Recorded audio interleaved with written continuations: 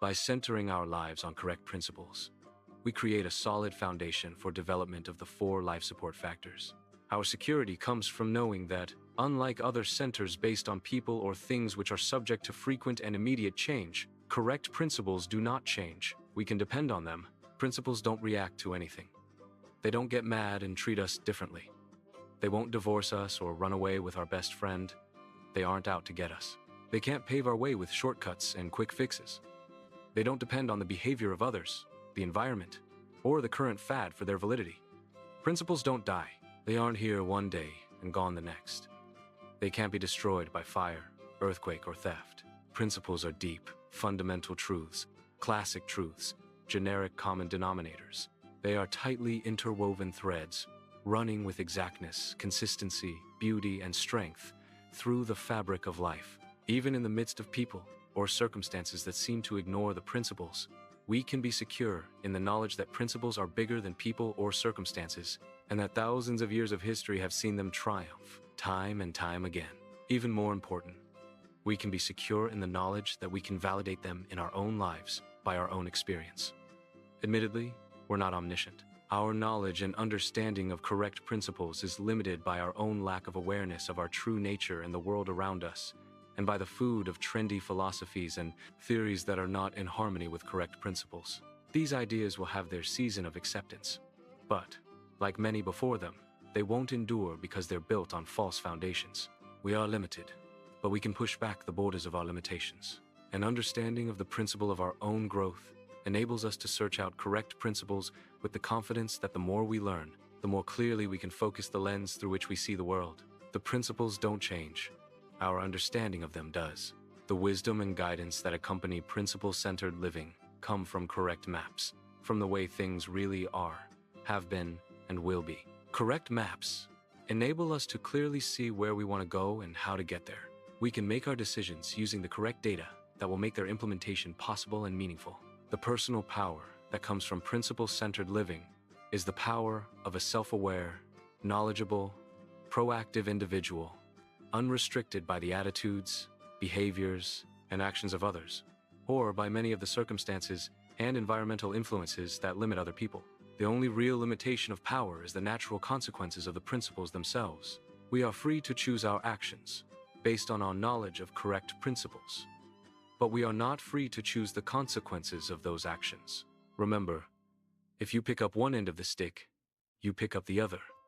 Principles always have natural consequences attached to them. There are positive consequences when we live in harmony with the principles. There are negative consequences when we ignore them. But because these principles apply to everyone, whether or not they are aware, this limitation is universal. And the more we know of correct principles, the greater is our personal freedom to act wisely. By centering our lives on timeless, unchanging principles, we create a fundamental paradigm of effective living. It is the center that puts all other centers in perspective. Suppose tonight, you have invited your wife to go to a concert. You have the tickets. She's excited about going. It's 4 o'clock in the afternoon. All of a sudden, your boss calls you into his office and says he needs your help through the evening to get ready for an important meeting at 9 a.m. tomorrow. If you're looking through spouse-centered or family-centered glasses, your main concern will be your wife. You may tell the boss you can't stay, and you take her to the concert in an effort to please her. You may feel you have to stay to protect your job, but you'll do so grudgingly, anxious about her response, trying to justify your decision and protect yourself from her disappointment or anger. If you're looking through a money-centered lens, your main thought will be of the overtime you'll get or the influence working late will have on a potential raise. You may call your wife and simply tell her you have to stay, assuming she'll understand that economic demands come first. If you're work-centered, you may be thinking of the opportunity. You can learn more about the job. You can make some points with the boss and further your career. You may give yourself a pat on the back for putting in hours well beyond what is required. Evidence of what a hard worker you are. Your wife should be proud of you. If you're possession-centered, you might be thinking of the things the overtime income could buy, or you might consider what an asset to your reputation at the office it would be if you stayed. Everyone would hear tomorrow how noble, how sacrificing and dedicated you are. If you're pleasure-centered, you'll probably can the work and go to the concert. Even your wife would be happy for you to work late. You deserve a night out. If you're friend-centered, your decision would be influenced by whether or not you had invited friends to attend the concert with you, or whether your friends at work were going to stay late too.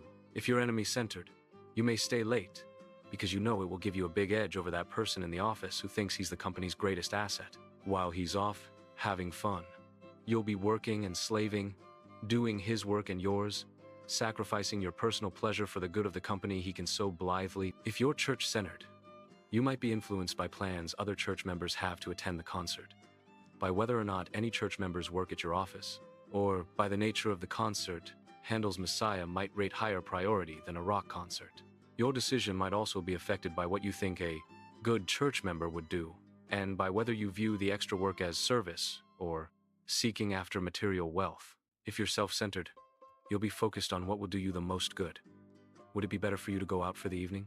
Or would it be better for you to make a few points with the boss? How the different options affect you will be your main concern. As we consider various ways of looking at a single event, is it any wonder that we have young lady, old lady perception problems in our interactions with each other? Can you see how fundamentally our centers affect us? Right down to our motivations, our daily decisions, our actions, or, in too many cases, our reactions, our interpretations of events. That's why understanding your own center is so important. And if that center does not empower you as a proactive person, it becomes fundamental to your effectiveness to make the necessary paradigm shifts to create a center that will. As a principle-centered person, you try to stand apart from the emotion of the situation and from other factors that would act on you, and evaluate the options. Looking at the balanced whole, the work needs, the family needs, other needs that may be involved, and the possible implications of the various alternative decisions, you'll try to come up with the best solution, taking all factors into consideration. Whether you go to the concert or stay and work is really a small part of an effective decision. You might make the same choice with a number of other centers, but there are several important differences when you are coming from a principle-centered paradigm. First, you are not being acted upon by other people or circumstances. You are proactively choosing what you determine to be the best alternative. You make your decision consciously and knowledgeably. Second, you know your decision is most effective because it is based on principles with predictable long-term results. Third, what you choose to do contributes to your ultimate values in life.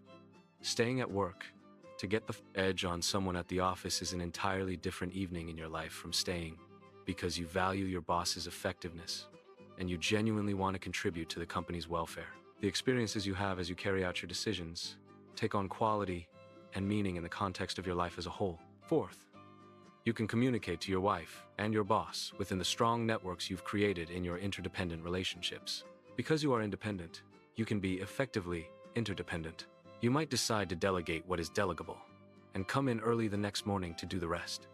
And finally, you'll feel comfortable about your decision. Whatever you choose to do, you can focus on it and enjoy it. As a principle-centered person, you see things differently. And because you see things differently, you think differently. You act differently. Because you have a high degree of security, guidance, wisdom, and power that flows from a solid, unchanging core, you have the foundation of a highly proactive and highly effective life.